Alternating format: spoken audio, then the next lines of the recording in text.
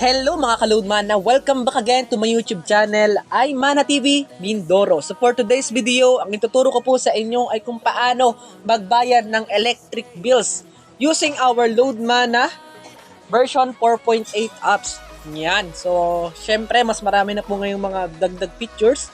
So ang babayaran ko po dito ay yung electric cooperative namin dito sa Oriental Mindoro, which is ang Ormeco, no? Yan, so huwag natin patagalin pa at simulan na po natin agad. So una, kailangan meron tayong version 4.8 apps o Loadmana apps, no? Ito yung latest. So open po natin yan. And yan, so may password lang. Yan, so after that, so i-click lang po natin yung bills. But before that, kiklik ko lang tong online.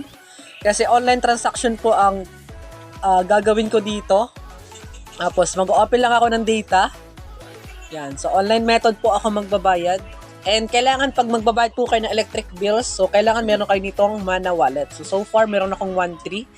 Yan. Then click nyo po itong bills. Yan. Tapos click nyo rin po itong bills payment. Tapos hanapin nyo po yung electric utility. Yan. Tapos, hanapin nyo lang po dito kung anong electric cooperative yung sa inyo. Yan. So, marami po dyan choices. Kayo na po ang maghanap. Kung nandyan na po yung sa inyo. Kung wala pa po yung sa inyong electric cooperative, pwede naman po yung sa CS natin, i-raise. And sooners, magkakameron din po yan. So, ito po yung sa amin, Ormeco. Yan, search ko na. Tapos, click lang po natin itong Ormeco. Yan. And dito kailangan natin ng bills reference number, surname, first name, 11 digit ng customer number, then yung amount ng ibabayad or yung bill. So ngayon, pag bills reference number, medyo marami po ito. So mahaba po yung number ng mga billers ng mga electric cooperative. So ang ginawa ko po dito, nag-download po ako nitong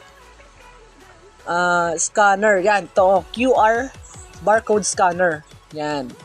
Para hindi na po ako mahirapan. So, ang mga bills po kasi dito, yan, meron ditong scanner, yan, o. Pag in-scan nyo po yan, yan, o, scan. Yan. So, automatic, lalabas na po yung mahabang number. So, ito, ikakopy nyo na lang po yan.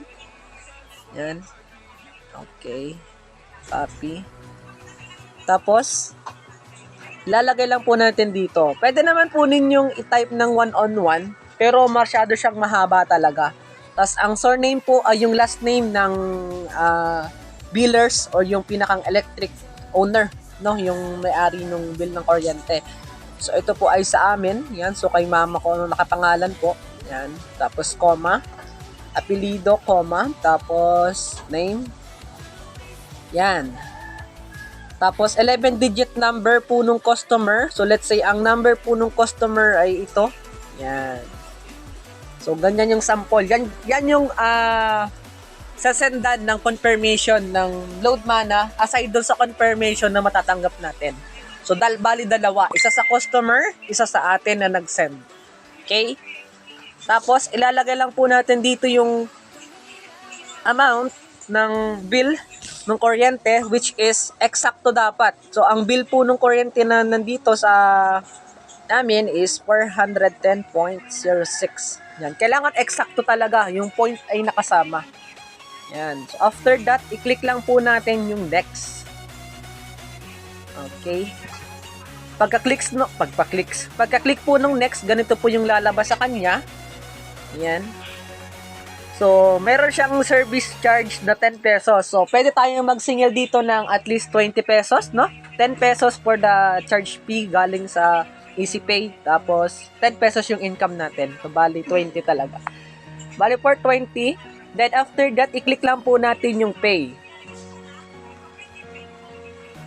Ayan. So, ito po ang lalabas after natin maklik yung pay. So, processing siya. So, since online to, so, ganun lang siya kadali. So, process na po yun. Actually, 24 hours bago siya mag-reflect dun sa computer po ng electric cooperative. So, dapat 2 or 3 days before the due date, makapagbayad na. Kung ang due date po natin ay bukas, kailangan kahapon pa lang nakapagbayad na.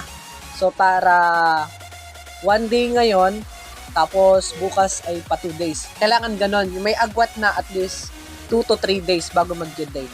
So, screenshot lang po natin ito.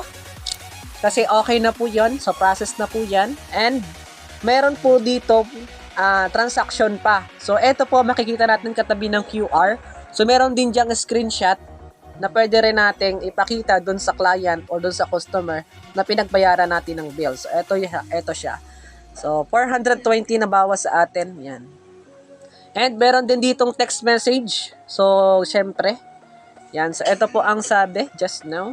Basahin natin siya.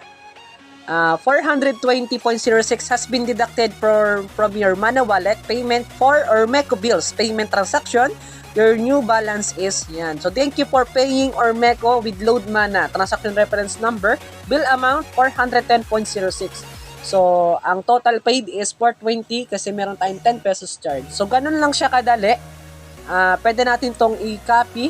Yan, tas i-send dun sa taong pinagbayaran natin ng bill. So, cashless siya. So, hindi na tayo pipila sa mga electric office. Yan. So, para magbayad lang ng bills. So, kung hindi ka priority, sayang pa yung time. Kasi, syempre, matagal-tagal din magbayad ng bill. Kasi, hindi lang naman ikaw yung magbabayad doon. So, ang kagandahan dito kay Load Mana, kahit nasa bahay ka lang, pwede ka na magbayad ng electric bills. Yan. So, thank you so much po sa panonood up until now. So, sana po meron tayong mga natutunan for today. So, for more videos and YouTube tutorial, don't forget to subscribe and click the notification bell para lagi tayong updated sa mga bagong techniques and skills dito kay Load Mana. Maraming salamat po and God bless!